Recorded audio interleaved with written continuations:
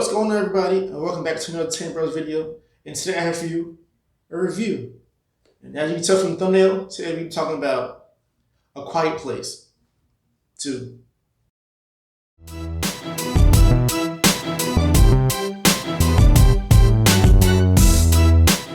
Alright, now first things first, I just want to talk about how this video will kind of flow.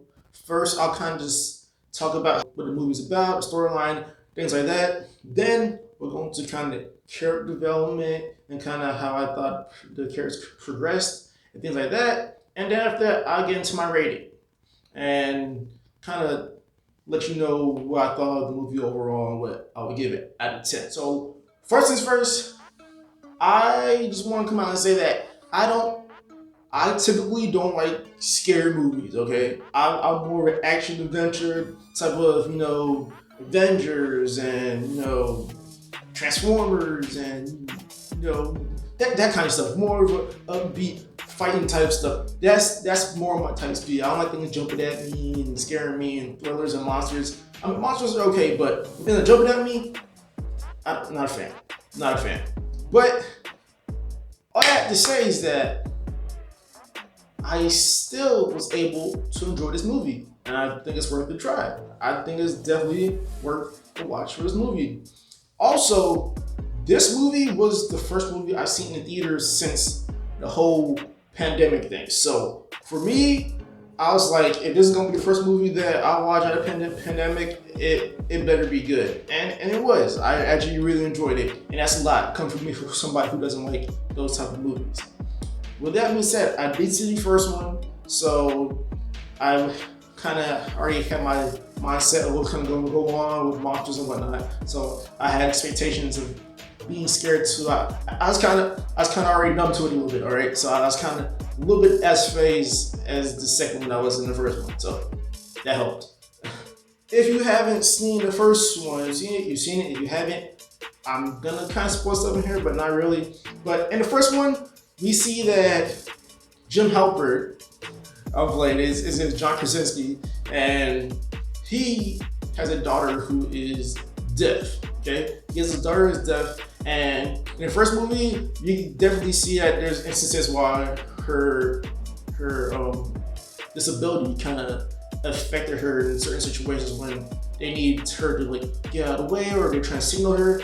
The whole family actually knows sign language, so that kind of helps. But if she's not paying attention to what they're signing to her, she's not gonna know. She's not gonna know. Or you gotta face her and lip your words really decisively and really enunciate your words so that she understands what you're saying. So there's times where that kind of hurt her in the first movie. In the second movie, it still affected her some, but something I think was really cool that they did in this second movie that they did in the first one is they kind of gave us the perspective of what the girl who's deaf. It gave us kind of an insight of what she experiences. And there's times where it'll be John Krasinski's character, and you kind of hear everything. You kind of hear people running and screaming, and then you cut to the girl, and they cut the sound off, and it's just nothing. All you have is the visuals, and it's like,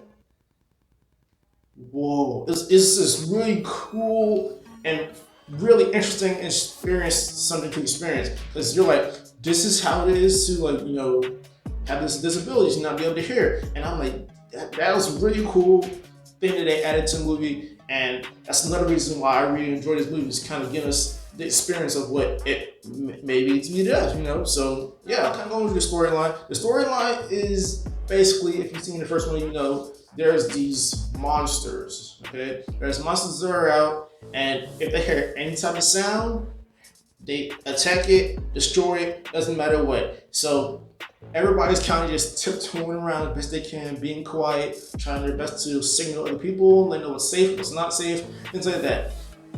So what we find out in this movie that we didn't see in the first movie, is how these monsters or aliens actually got to Earth.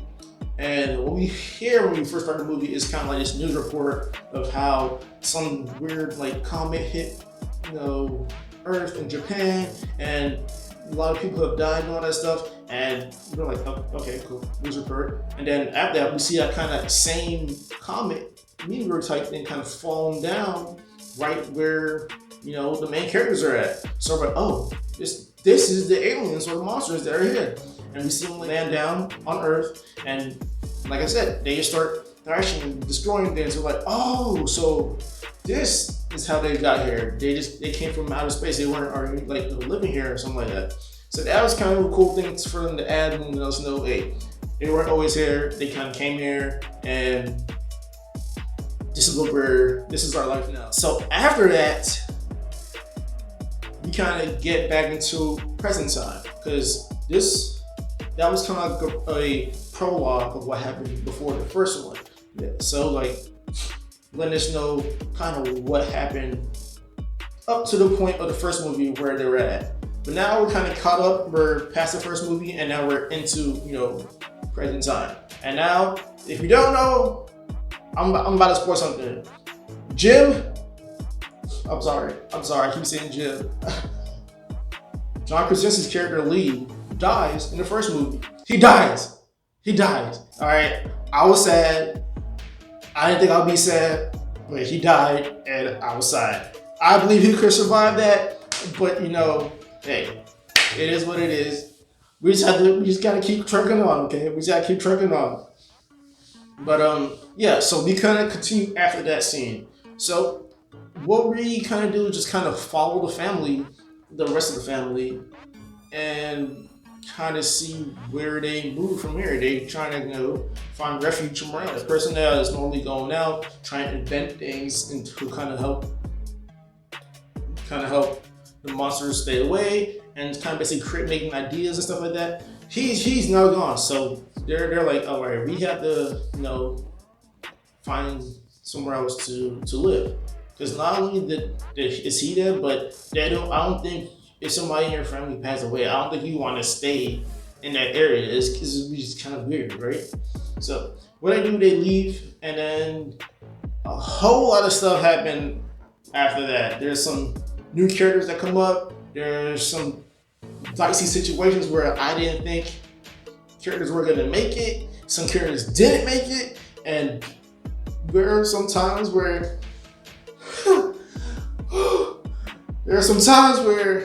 kids had to hold their breath from screaming, and I was like, I'm gonna have to scream. There's no way I can hold my breath and not scream at what just happened to me, okay? There's some times I was like, yep. They'll come get me. They had to come get me, because there's no way I'm gonna be able to keep my mouth shut after what just happened. But yeah, so there was definitely some cool stuff with that. So now I'm kind of into my character development. Character development in this movie, it definitely changed for two characters. Yeah, it definitely changed for two characters for sure. Because a daughter, a son, and then another baby son. And now the daughter, I feel, is the only character that did really change, because she was the one that's most like her dad who passed away. She's the one that was with him, trying to create ideas and mapping situations to another point to travel to, and messing with the radio, trying to get signals to get in contact with other people. So I feel like she didn't really change. I feel like she was still more like her father. So I don't think she changed as much. But the two characters I think changed really a lot was the mom and the son, the older son. I say the mom changed a lot because now she is no longer, kind of staying home protecting the kids. Even though she did do her thing and move out, but for the most part she did stay in with the kids and try to hey, something happened, let's go somewhere and hide and protect ourselves. But now she's definitely more of a I have to go out and get some stuff done so you guys can eat and survive and stuff like that. So she's definitely more of a hunter-gatherer kind of role now rather than what she was before. And the son, he kind of took the role of the mom now this time. He kind of stayed back and kind of protected the baby as best as he could. And I'm really excited to see how they go about this, because as the end of this movie, we definitely see that there will be some added stuff on top of what we've seen. There will be 2 spin-offs from the movie. I don't know how exactly that will go, because towards the end, the family got split up. So I'm thinking maybe that one's gonna follow one side and the other's gonna follow the other side, and maybe at some point they meet together and make one big third one where it's like Quiet Place 3, maybe, possibly. I don't know.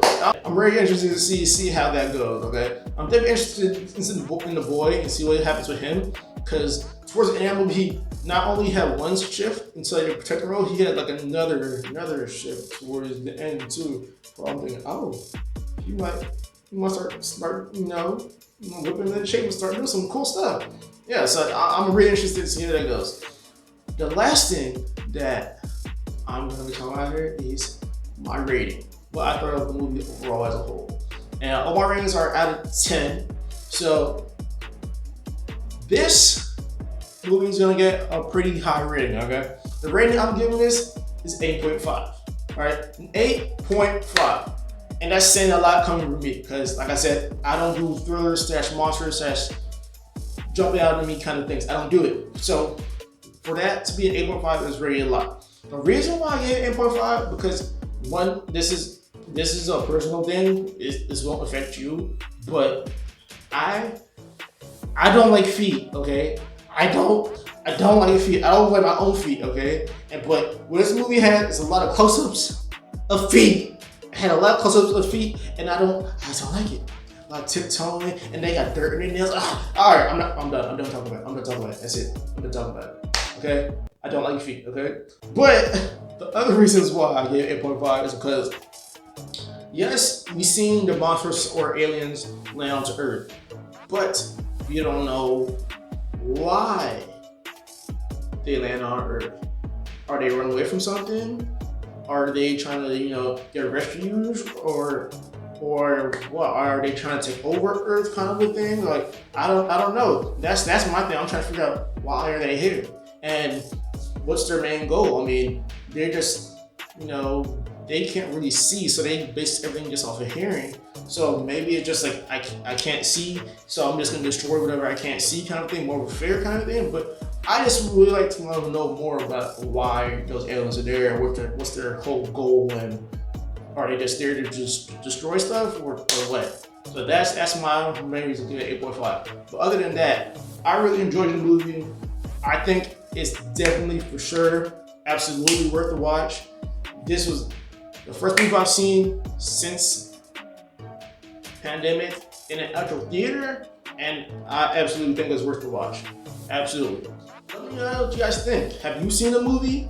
What do you think of the movie as a whole? Did you agree with my rating? Do you think it should be higher? Do you think it should be low? Do you think I hit it just right? So yeah, let me know what you think. I'm really interested in what you guys say. As always, if you enjoyed, make sure you like, share, and subscribe, and all that good stuff. And I'll see you next one. Much love.